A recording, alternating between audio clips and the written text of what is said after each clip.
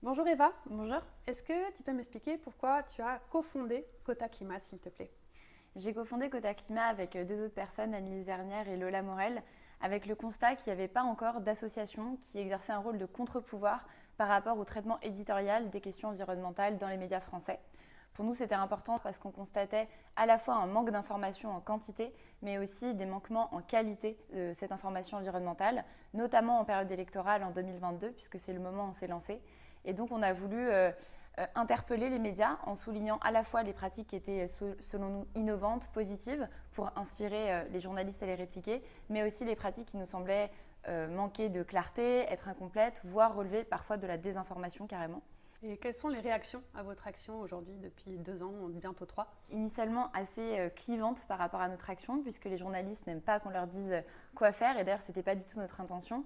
C'était plutôt de considérer qu'en tant que citoyen, on a un droit de regard sur l'information, puisqu'on a un droit à l'information qui est dans la Constitution française. Mais rapidement, comme on s'est structuré et que je pense que notre action a été de plus en plus lisible, les réactions étaient plutôt positives de la part de certains journalistes, notamment spécialisés dans les rédactions, qui ont besoin aussi de voir qu'à l'extérieur, on a une demande qui se manifeste et qui permet pour eux aussi de la rendre visible au sein de leur rédaction pour porter ces sujets.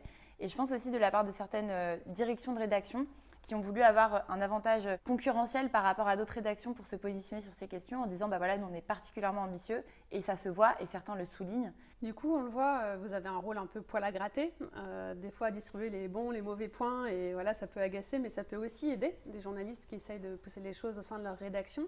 Qu'est-ce qui pêche le plus aujourd'hui dans le traitement médiatique de ces questions, d'après vous? Je pense que je commencerai par dire qu'il y a un manque de quantité persistant et structurel d'informations environnementales dans les médias français. Au-delà de ça, on constate qu'il y a souvent des polémistes ou des représentants d'intérêt qui sont invités à discuter de ces questions au détriment d'experts ou de scientifiques qui permettent d'objectiver le débat, de sortir des clivages ou des postures de départ et de repositionner les faits. Ça se recoupe ensuite avec la manière dont on en parle. Souvent, on parle des crises environnementales quand il y a des catastrophes qui surviennent, mais pas forcément pour parler des causes scientifiques qui expliquent cela. Par exemple, du CO2 dans l'atmosphère peut engendrer certains événements météorologiques extrêmes, les intensifier, les démultiplier.